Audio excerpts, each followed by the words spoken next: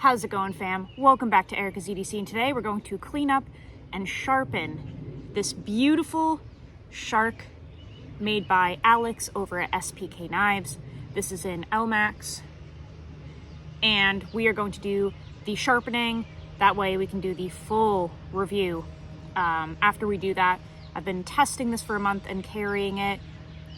I'm really excited to do the review because it's just an awesome little knife. But before we do the sharpening, which we will do inside, I wanted to kind of address something that I've noticed lately, and I think it just needs to be touched on. At least 3 times a week on my channel, on various videos, I get the question of, Erica, which steel would you choose? S45VN or SPY 27? Would you choose S30V or SPY 27? Would you choose Maximit or Rex 121? And it's this constant question of what steel to choose. And I would say at least 85% of the time, it's like asking, what should I choose, an apple or an apple to eat? So I kind of wanted to address it because I get asked constantly, and my response is always the same, almost always the same, unless they're asking to eat an apple or an orange. But generally it's an apple or an apple, and I'm just like, I don't play that game. That's literally what I respond with. I just say, I don't play that game, pick whatever you want. But I want to explain why I say that, okay? And this is going to sound probably crazy, but hear me out. It doesn't matter. Okay? So here's the thing. There are, 3 classes of steel, if you will. Low alloy, high alloy, stainless. The categories are all very different, okay? Composition will dictate, composition and percentages will dictate where a steel falls within those 3 categories, okay? But within the categories, generally speaking, there's not a massive difference in steel performance, all right? So what I mean is, if you handed me a whole bunch of knives and they weren't labeled, and you said, Erica, these are all knives. They're all 61 to 62 HRC. They're all 10 thou BTE. They all have the same blade stock thickness and everything, but one is SPY 27, one is S45VN, one is Nitro V, one is ABL, one is MagnaCut, one is 14C28N, one is VanX, and one is Elmax. I can promise you, I probably would never be able to tell you the difference between those steels. Seriously, I wouldn't be able to. If you let me sharpen them, maybe I would be able to pick up on some things, but truly I would not be able to tell the difference, I don't think. Now, if you handed me 3 blades and you said these are not labeled, one is Maximit, one is MagnaCut, and one is Pro Cut, I can promise you I would know the difference if I was allowed to sharpen them. So what I'm trying to say is, within those categories, the steels are pretty dang similar. You're really just trying to figure out whether you want a stainless or a non-stainless knife. And some are kind of like semi-stainless, okay? Some, like CPM D2, Crewwear, Z-Wear, those are kind of in the middle where you can get them to stain. S30V, you can get them to stain and you can get them to rust, but it's a little trickier. But generally speaking, there's kind of 2 main categories that you're looking at. You're either looking for a stainless knife or you're looking for a not stainless knife. Within the categories, there's really not a huge difference. If this knife were not labeled Elmax, I would have no idea what kind of stainless steel it was. It feels just like S45VN. It feels just like Nitro V. It feels like ABL. They all feel the same. They all kind of perform the same if they have the same kind of hardness and the same geometry. So I wanted to kind of explain why I don't answer that question, because it's not a game I play because it doesn't really exist, okay? This knife needs to be sharpened. I've been using it like crazy, as you can see. It says it's in Elmax. It is glassed out. Okay? It's glassed out. I wouldn't know. If I were to guess, it feels just like S45VN. The kind of telltale difference that you can notice between stainless and non-stainless and stuff like that is the way that they sharpen and the way that they deteriorate. That's like a really good sign. So like I said, if I didn't have the capability of sharpening, I would never know the difference between the steels within one category. You can definitely notice if you do like a stainless test, and you can definitely notice in sharpening and the way an edge breaks down. Like this is completely glassed out right now. There's no chips, there's no rolls, there's no nothing.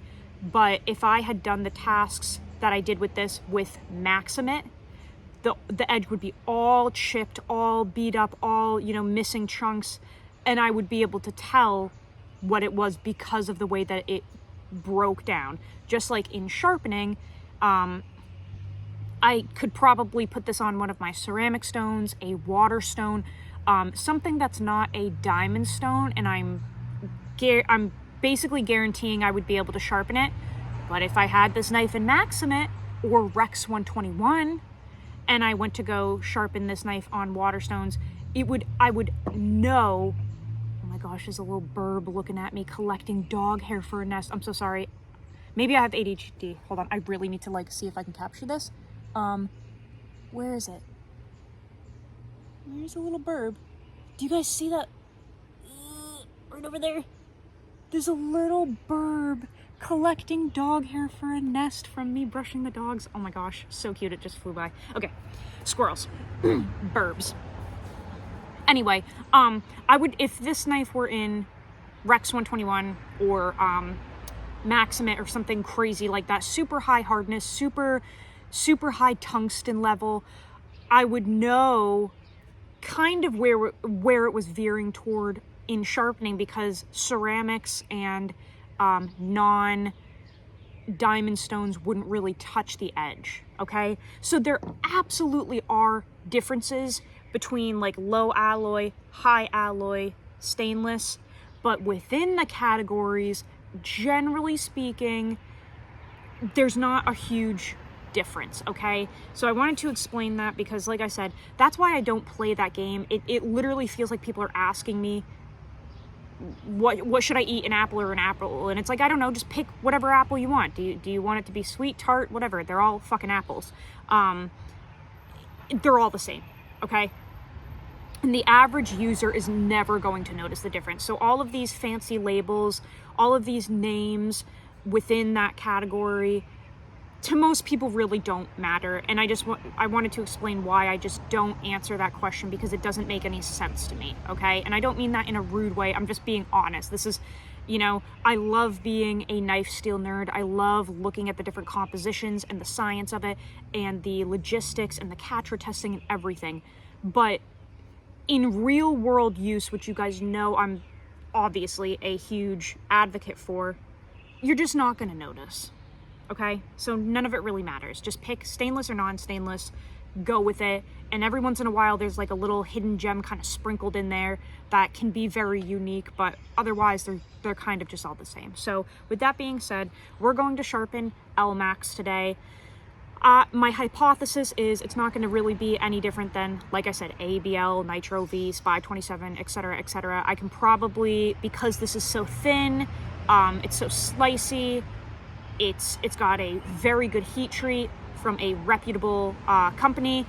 I can probably bring this back on my Spyderco ceramics, or probably even some of my Nanowas. We'll see what we've got in there to use, but we're going to get this cleaned up and ready to sharpen, and then we'll do the sharpening progression. I may try to stay away from diamonds just because we use them so often on the channel, so we'll figure out what we're going to use in there. But there's kind of your, it could be viewed as a downer or an upper for the day.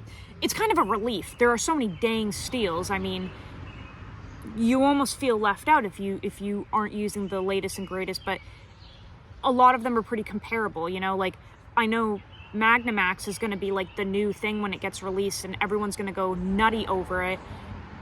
And for good reason, it's awesome. But I'm just saying, if you are happy with K390 and 10V and you don't mind that it's not stainless, I'm not sure Magnamax is going to offer you anything different other than stainlessness. You know what I'm saying? Like, you can only do so many new innovations. Quite frankly, Pro Cut is the only steel that I've seen released within the past couple years that like truly is a gem of a composition, something that really hasn't been done. It's not just like putting all of the things in a bag and mixing them up and pouring them out on the table. It was very specifically executed to provide something that we really have never seen before. And I have videos on that, so if you're curious, just go watch them. But other than Pro Cut, they're all just kind of like different iterations of steels. Like, you know, Magnamax is just going to be a stainless K390 10V, I'm pretty sure. I have it, I'm using it. That's what it feels like. It's incredible. If you've been jonesing for a stainless K390, you're going to freaking love this thing. The edge retention is stupid on it. Stupid good. But is it shockingly mind-blowing? No, it's just kind of like K390, you know? But stainless. So there's my little mini rant. Let's go clean this up. Let's go get it sharpened, and I will see you guys in the kitchen. All right, we're gonna get into the sharpening here in a second. I've got the Kyocera 400 and Kyocera 800 just soaking in some water real quick. We'll do an edge check before we start the whole process, just to see what we're working with. This is a convex belt edge, it looks like. Alex, correct me if I'm wrong. I'm 99% sure it's convex. It was very sharp when it got here. So sharp it actually cut through the protector that it had. Razor sharp, but convex. So I think I'm gonna have to work through a little bit of that material on the 400, and then we'll finish it up with the 8. But for a month of use, not bad, guys. We did strop it one time on camera. Not bad at all. Couple little spots where we're dull, so we'll try to work through those. But this is not bad for a month of use. Not bad at all. Couple little dull spots. Kind of tricky to like push cut through with, you know? So we're gonna clean this up. Let's get you guys lowered down here. We'll see how she feels on the stones. Got this beautiful Spyderco ceramic here in case we need to use it to deburr, little honing, anything like that. Let's get the Kyocera on here though. And these are both from Greg over at Deer Rock Knives. Check out his work. He is a ridiculously talented maker. His knives, they do not look handmade. They are fully, but they don't look it. Ridiculously talented dude, also very generous. So thank you, Greggy. All right, let's get started on this with a nice sharpening choil right here too, so we can definitely get the full length of the blade during the sharpening with ease, which I love. I'm just gonna kind of get a feel for the blade shape here and stuff before we start really going for it. The other tricky thing is these are so short that I think even if I spin these little holders down, these nuts, if you will, yeah, it's not even gonna do anything because it's too short. That's okay. Also, I just wanted to say, I was bringing all the stuff in here to continue the filming because the first part of this video is outside, and because I'm mentally challenged, I started thinking of all of these, I believe they're analogies of what I was talking about outside with the, you know, not knowing the difference between blade steels, and it's like comparing apples to apples. Then I started thinking of a whole bunch of different ones because I'm autistic, most likely. And I was really like, you know what a good one is? Beer. Comparing beers. Like, if you were to give me a Bud Light in a cup, unlabeled, and like a craft beer from down the street that I drink all the time, but the same type of, like a Pilsner, okay?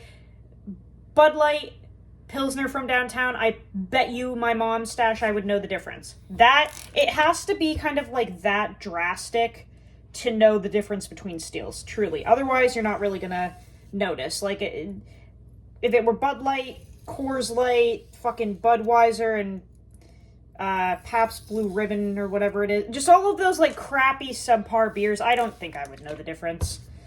They're all piss water, you know? But give me a good craft beer and I will be able to tell you that it's a good craft beer. They're completely different. Alright, so we should probably focus on the actual knife stuff now as opposed to making ridiculous analogies. No burr yet. That's kind of surprising. I know this is 61 to 62 HRC. Maybe we just gotta kind of put a little more oomph into it.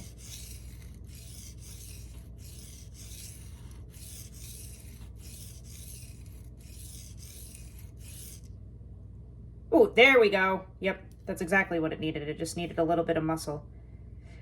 Yeah, wow. Okay, so not sure if the camera will pick this up per usual, but we've worked through that convex pretty quick, actually. Once we started doing the back and forth motions, that really helped. So that convex kind of rounded bevel is gone.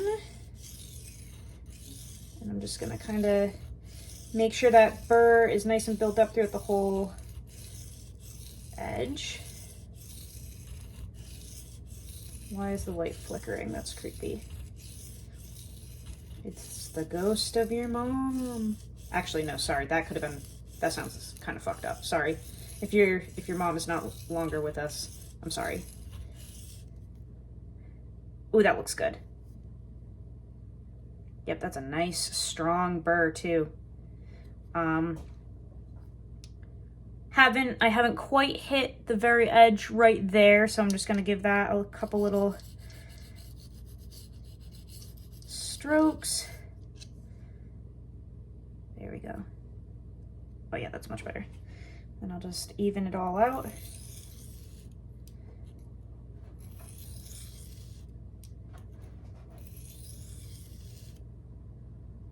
Whew. That burr feels nice. Awesome. Okay, so gonna just do a gentle stropping pass or two to try to knock that burr off.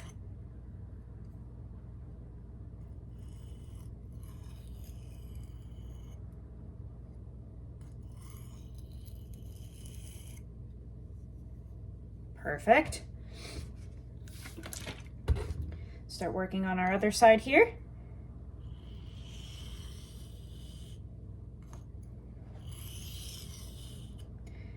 And for me, it's just easier to do a couple passes like this to get a feel for the bevel because, again, that convex edge can just be a little finicky to get a feel for it first. And that's nothing against belt edges or buffed edges or anything.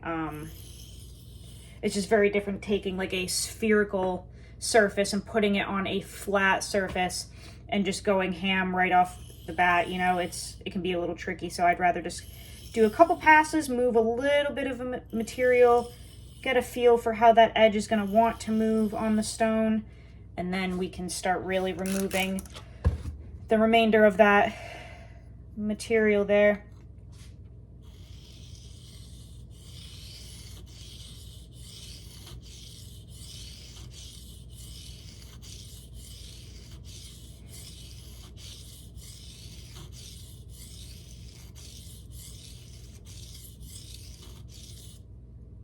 Whew, man, that built up quick. Wow. You can hear that burr. This is very, very nice so far. Really easy to work with, super quick. very easy to deburr. It feels like it is heat treated properly, which it should be, because like I said, Alex's entire setup is as professional as you can get. Oh my gosh, that's ridiculous. We've got a burr all the way through, so we're gonna switch sides again and go back and forth. I just want to gently remove that burr.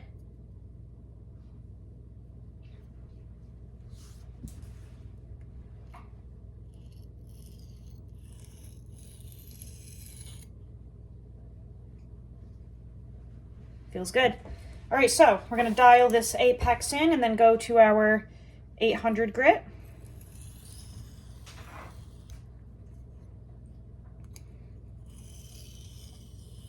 But this is responding great to the why am I stuttering so much? To the, not the Chaucera. Gosh, I swear I can't talk most of the time.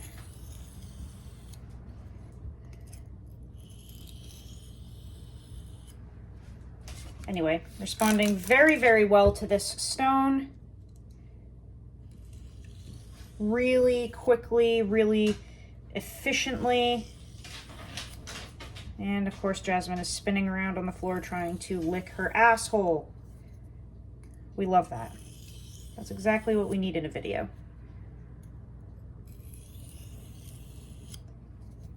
So I'm just doing some very light finishing passes here.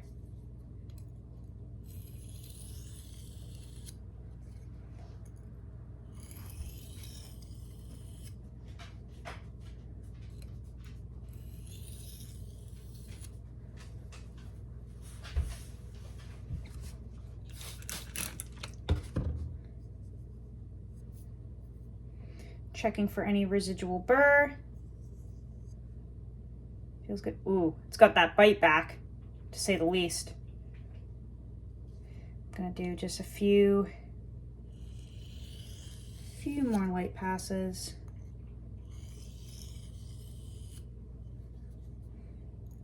It's definitely got its aggression back.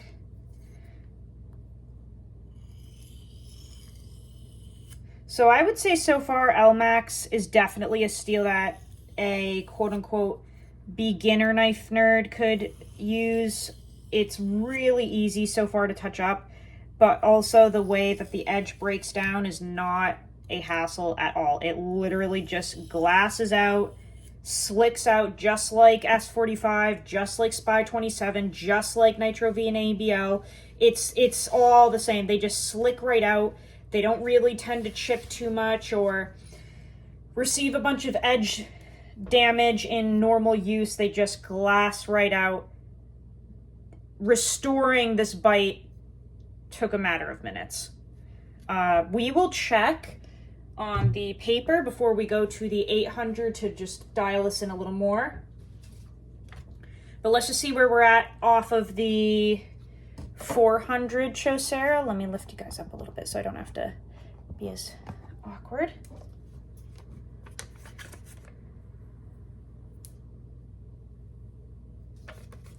Yeah, feels good. Oh yeah, way more aggression. And it seems that those little hiccups that we had, those little dull flat spots on the apex, those seem to be worked out already. Do you hear how aggressive that is now?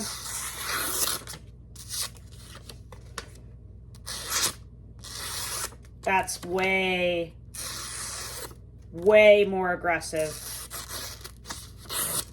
So that's really toothy. I want to refine that just a little bit on the 800, so we'll put that on now. And I'm not going to do the whole build-a-burr thing. That's funny. We need shirts that say that instead of build-a-bear. Build-a-burr. That's freaking funny. Oh, genius. Anyway, okay. I'm not going to do the whole build-a-burr thing. I'm just going to dial in what we already have. I don't think that it's necessary to do the whole progression all over again. I'm kind of just like honing in what we already have with the 800, and then we'll probably, I don't know, maybe throw it on a strop, maybe throw it on that Spyderco ceramic. We'll see, but we have a pretty good starting point already established, and quite frankly, this is such a hairline bevel, I don't think it really needs too much.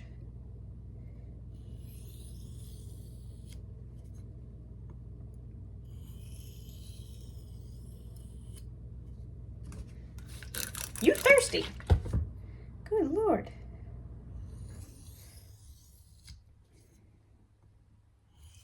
I love the color of this stone.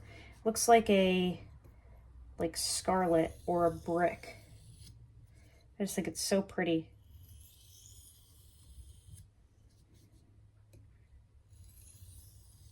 So right now I'm just very, very lightly kind of refining what we already have.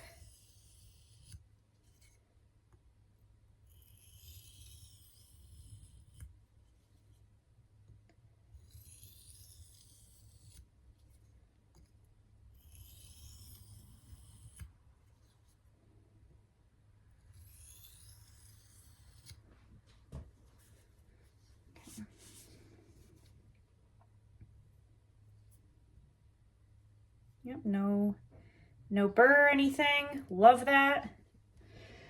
All right, let's see where we're at now in terms of refinement. We'll see if we want to go on to that Spyderco ceramic. That is really nice. Let me get a new piece here.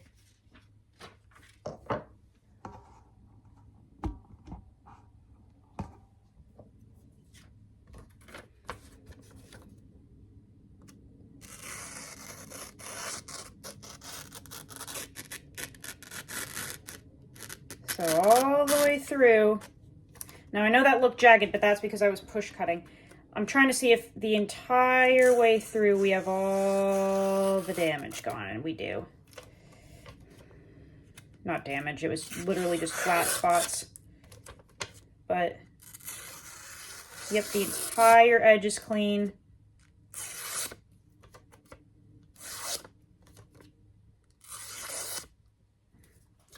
So that is plenty sharp for your everyday tasks of cutting paper and cutting cardboard, because that's what everyone loves to talk about. Plenty sharp. Definitely has that bite back. That edge, come on. That edge sharpened up really easily and really nice. Little hairline bevel. So absolutely more than sharp for your, to go back into your rotation. See how it bites immediately? Super aggressive again. That glassed out deal is gone.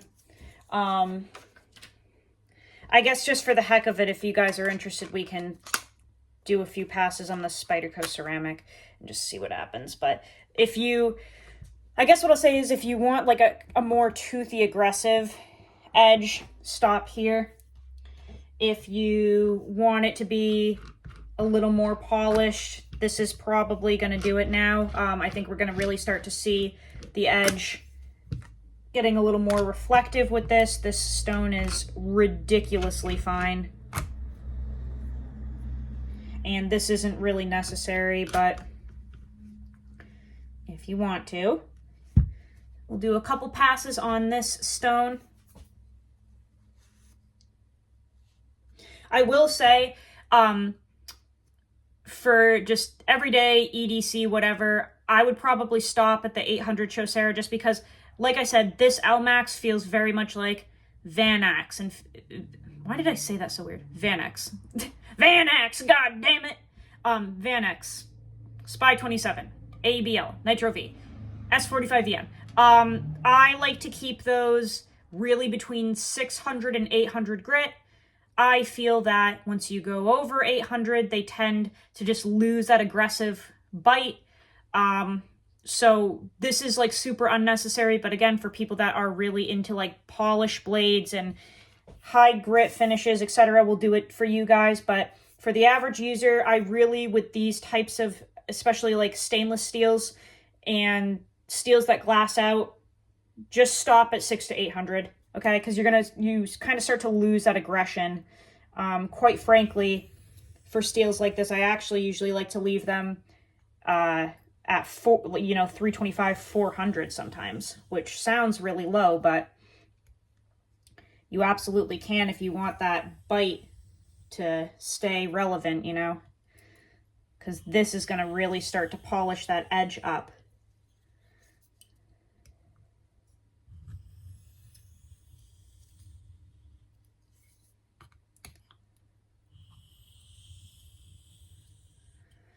Also random, but people have asked me what I do to clean my stones. These ceramic stones, I literally use an eraser. Like just a normal eraser. A rubber one. You just, hold on, let me show you. Rubber eraser. Boom. Use that, it erases the marks off. That's all I do to kind of clean it. With the water stones and all those things, I lap them after every use. So I have a lapping stone, and I literally just take the water stone and rub it on the lapping stone. It flattens it completely out and cleans it at the same time, obviously, because you're removing the surface of the stone. And that's what I do to clean the stones. I just flatten them after every single use. Diamond stones, kind of depends on what kind it is, but I just wash them off with water and dry them most of the time. If they're the type that you can use a conditioning stone on, I do that, but kind of just depends on which type of stone you're using.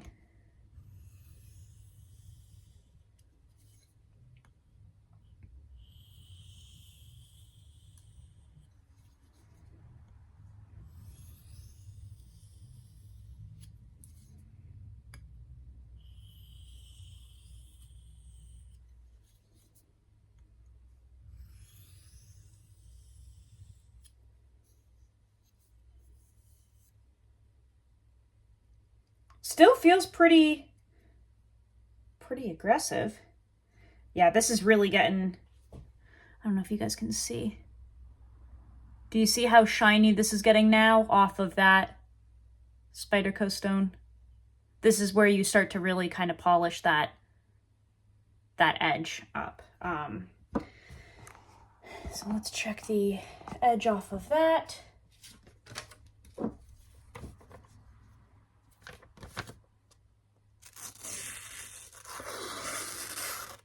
So you can hear much more quiet, because now we're kind of like polishing and refining. It's still got some bite, but I can feel that it is different. Not nearly as aggressive as it was before. So this is really personal preference, because I would have left it at 600 to 800.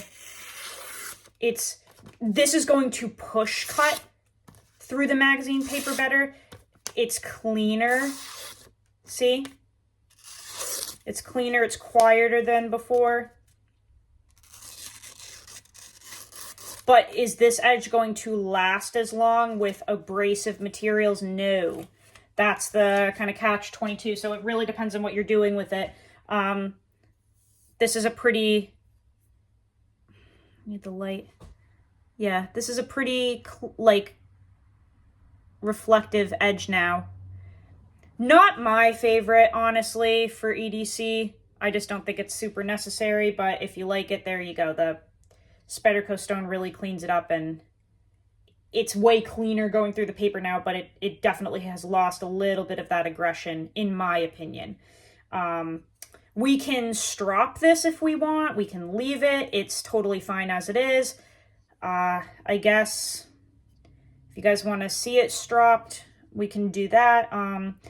I'll have to cut this because I ran out of magazine paper, so it's all shreds now. So let me grab a strop, grab more paper to check the edge after the stropping, and then we'll kind of finish the video with that. All right, so I cut up some more paper here, and I picked out a strop. Just to follow suit of this video so far, I did not pick a strop with diamond emulsion spray or anything like that. No CBN, nothing. We're just going to use kind of an old school style here. This is a bat strop loaded with various compounds. We've got 3,000, 5,000, 7,000 bare leather.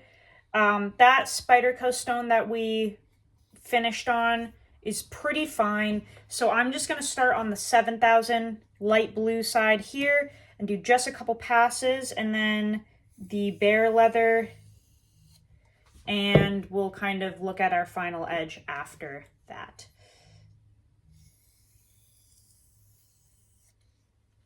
I'm trying to stay in frame here, guys. Sorry, let me lower you down just a little bit. Okay.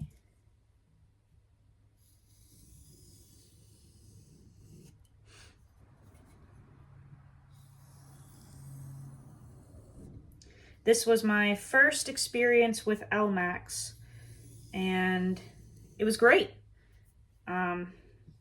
Really great. I don't know anything about the composition, and I purposely didn't look because I really like kind of going into these tests blindly sometimes and just seeing what I observe, not really knowing anything about it. It's just fun for me. So I'm curious to see if it has any similarities to the steels that I've been mentioning in the video, because it feels a lot like them. And generally speaking, that's kind of the vibe. It's like you just get different versions of steel from different, like, companies, really. You know, we have Carpenter versions of things. We had Crucible versions. We have Bowler versions of things. Yeah, you can find a lot of similarities typically. They're just made by different companies, that's all.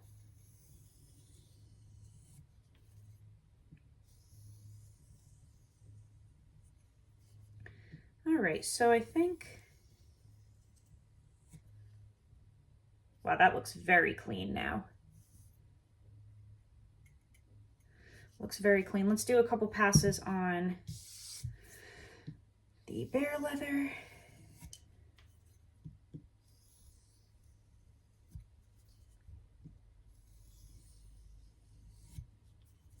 And guys, there's like not really a correct way to strop and sharpen and stuff. Like, there are definitely incorrect ways. You can definitely mess up, but like I've honestly used a number of different ways. I've done like the hand sharpening, like this, holding the stone and doing the Michael Christie thing.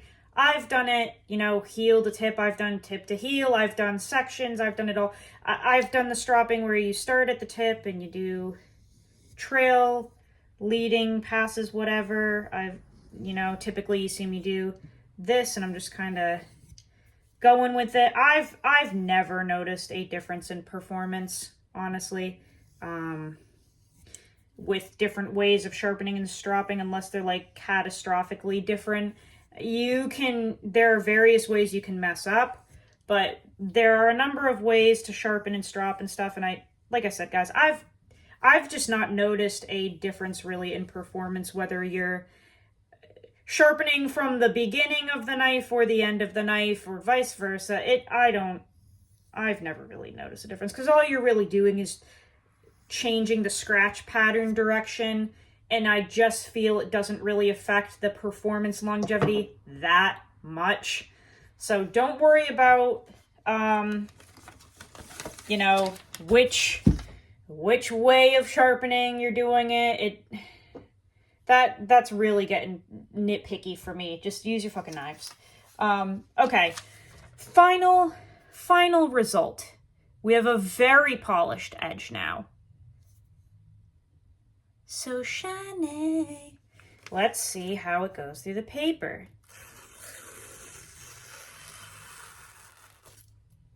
So now we're at like ninja status, sneaking through the window into your mom's bedroom level, right? So this is like, you know, final boss. This is very quiet, very refined, no effort, very polished, okay? So the stropping really elevated it to this level of just ridiculous, ridiculous stealth. Okay? Now, is that necessary for most people? Nope. No, a lot of people like the kind of aggressive stuff, you know? It may look like on the magazine paper that it was going through a little more finicky, a little rougher earlier on, and it was, absolutely. But what that also is telling you is that the level of aggression and bite that it has to go into materials like paracord, rope, cardboard, etc., you've got a lot of good tooth there. Not everyone wants to lose that. So this level of sharpness is really, you know, fun to look at. Ooh, shiny. Ooh, beauty. Razor sharp, guys. Ridiculously sharp. Like nearly silent going through that paper, okay?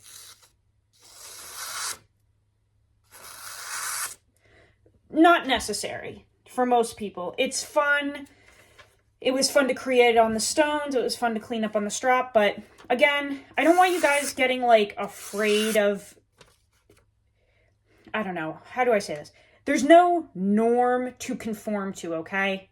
You can leave your knives toothy if they're going through magazine paper a little rough, but it works for you. It really doesn't matter, guys. Not everyone needs this level of like ridiculous sharpness, okay? But if you wanted to know how to do it, if you wanted to know if Elmax 61 to 62 HRC responds to common cheap abrasives, it does. You know, there you go. You can get a ridiculously polished, sharp edge off of really simple materials. You do not need anything crazy. You can use ceramic stones, water stones. You can use the, you know, I don't know what this is called. Aluminum oxide, is that it? Aluminum oxide compound that you just color on there like a crayon. You don't need anything fancy, and you can still absolutely create edges that will very much impress a mom. Yeah, that's very, very sharp. Very, very sharp.